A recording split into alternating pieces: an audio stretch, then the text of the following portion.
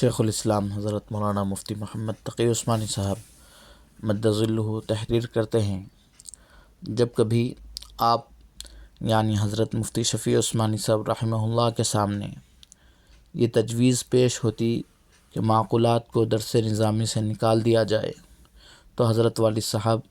اس کی سخت مخالفت فرماتے تھے، اور اس کی وجہ یہ تھی کہ تفسیر، حدیث، فقہ، اصول فقہ اور عقائد پر لکھی ہوئی متقدمین کی کتابیں معقولات کی اصطلاحوں سے بھری ہوئی ہیں، اور قدیم منطق و فلسفے کو